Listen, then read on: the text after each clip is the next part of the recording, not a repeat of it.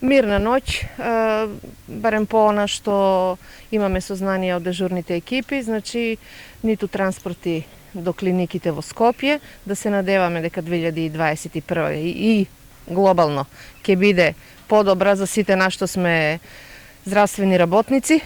Ќе посакам она што беше значи актуелно во 2020 да полека, постепено станува минато во нашите животи, иако сме свесни дека борбата уште ќе трае. Да се надеваме дека повеќе ќе се видуваме за убави нешта, за проекти, да испратиме значи короната во 2021, затоа што здравството нуди многу опции за убави нешта. Оваа година, значи на 1 јануари немаме бебе. Мислам дека во тек на попладневните часови ќе има разрешница, значи ќе имаме прв нов жител во 2021 година, бидејќи имаме 2 родилки кои што чекаат на своја рожба.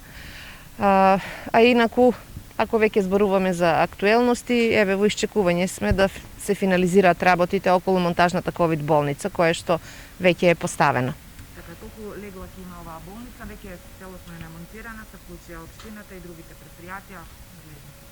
Така, благодарности до Министерството за здравство и до општината и јавните предпријатија кои што заеднички помогна, имаше и поединци кои што ни помогнаа околу самата подготовка на теренот и поставувањето на монтажната болница.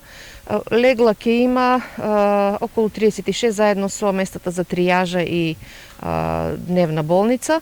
Направени се некои измени. Првично мислевме со поголем капацитет, меѓутоа сметам дека со оглед на тоа што имаме и други објекти и постојниот објект на инфективно оделение, еве да се надеваме дека нема ни многу да се користи. Па истата да ја пренамениме со тек на време за нешто друго. Дневниот извештај за денес е да вкупно имаме 86. Значи бројката воопшто не е мала, правам компарација со другите градови во Македонија. Уште држиме бројка. Свесни сме дека прво сме голем град, значи со многу жители, специфично место за живење, каде што значи имаме блиски гранични премини, голема фреквенција на луѓе кои што патуваат не само преку граница, туку и на релација, да кажеме, Скопје-Куманово и слично, заради работни обврски. Така да, кај нас, мислам дека малце постепено ќе оди тоа опаѓање. Помалку се пациенти, факт е, меѓутоа, ќе нагласам, колку и да звучи како клише, дека место за опуштање на вистина нема.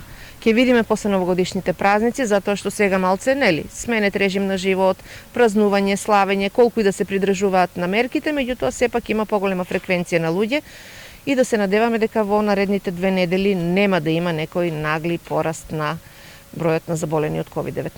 Директор, уште едно прашање, значи колку вкупно капацитет има трите ковид центри? Дали ќе функционира сите? Сите 3 ковид центри имаат околу капацитет околу 80 места плюс дневна болница. Значи и дневна болница ја сметаме, сепак се тоа со болнички истории.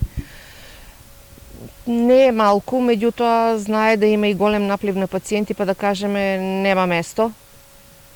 И секако потешките случаи тогаш ги препраќаме по скопските клиники, дали инфективна, дали другите одели кои што се наменети за ковид центри, а оние кои што се полесни, кои што може значи да си ја примат ампуларната терапија и да одат дома, се лекуваат преку дневна болница.